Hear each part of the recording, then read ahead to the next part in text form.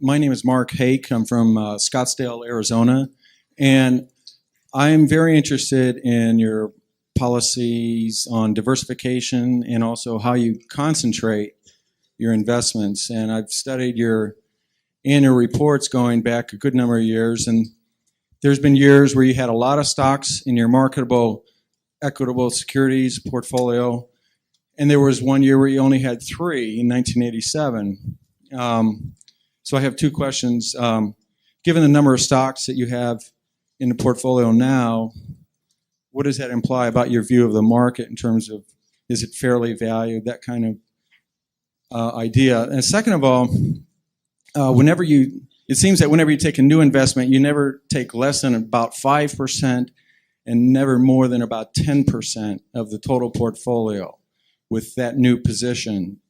And I wanted to see if I'm correct about that. Yeah, well, on the second point, that really isn't correct. We have positions which you don't even see because we only listed the ones above 600 million in the last report, and obviously those are all smaller positions. Sometimes that's because they're smaller companies and we couldn't get that much money in. Sometimes it's because the prices moved up after we bought them.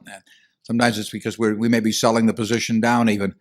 But so there's nothing magic. We like to put a lot of money in things that we feel strongly about. And that gets back to the diversification question. We think diversification is, as practiced generally, makes very little sense for anyone that knows what they're doing. Diversification is a protection against ignorance. I mean, if you want to make sure that nothing bad happens to you relative to the market, you own everything. There's nothing wrong with that. I mean, that is a perfectly sound approach for somebody who does not feel they know how to analyze businesses.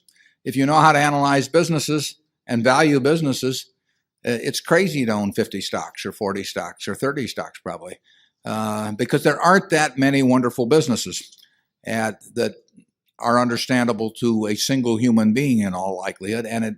And to have some super wonderful business and then put money in number 30 or 35 on your list of attractiveness and forego putting more money into number 1 just strikes Charlie and me as madness. And it's conventional practice, and it may, if all you have to achieve is average, it may preserve your job, but it's a confession in our view that you don't really understand the businesses that you own. On a personal portfolio basis, I own 1 stock, but it's a business I know, and it leaves me very comfortable. So, do I need to own 28 stocks in order to, have proper diversification?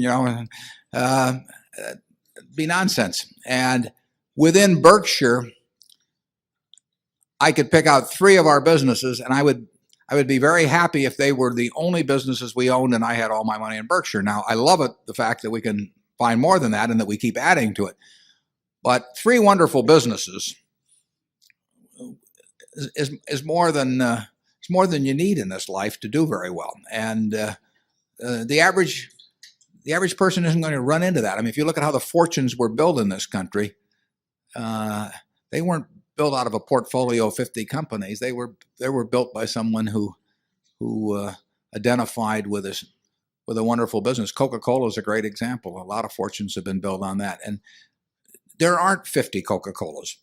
There aren't 20. If there were, it'd be fine. We could all go out and diversify like crazy among that group and get results that would be equal to owning the really wonderful one. But you're not going to find it. And the truth is, you don't need it. I mean, if you have a really wonderful business, is very well protected against the vicissitudes of the economy over time and competition. I mean, we're talking about businesses that are resistant to effective competition, and 3 of those will be better than 100 average businesses, and they'll be safer, incidentally. I mean, there is less risk in owning 3 easy to identify wonderful businesses than there is in owning 50 well-known big businesses. And it's amazing what has been taught over the years in finance classes about that. But I can assure you that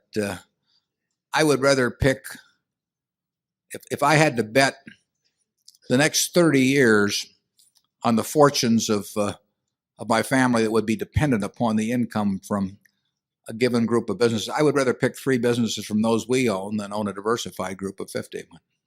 Charlie?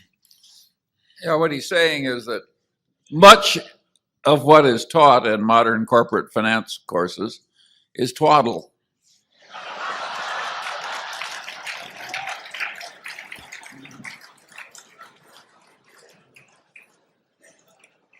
Do you want to elaborate on that, Charlie?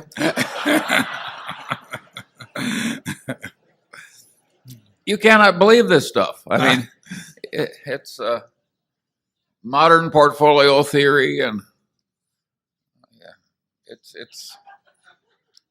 It has no utility. I mean, it will tell you how to do average, but I think anybody can figure out how to do average in 5th grade. I mean, it's just not that difficult. And it's elaborate, and there's lots of little Greek letters and all kinds of things to make you feel that you're in the big leagues. But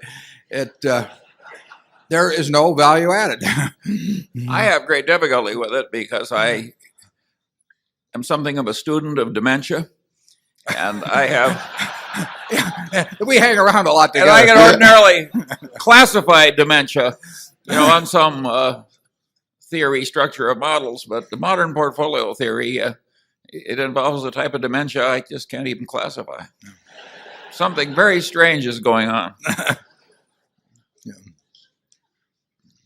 If you find 3 wonderful businesses in your life, you'll get very rich.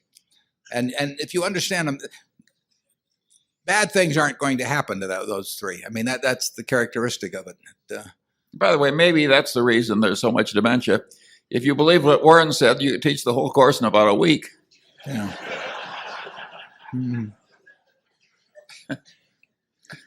Yeah, and the high priest wouldn't have any edge over the lay people, and that never sells well. Right.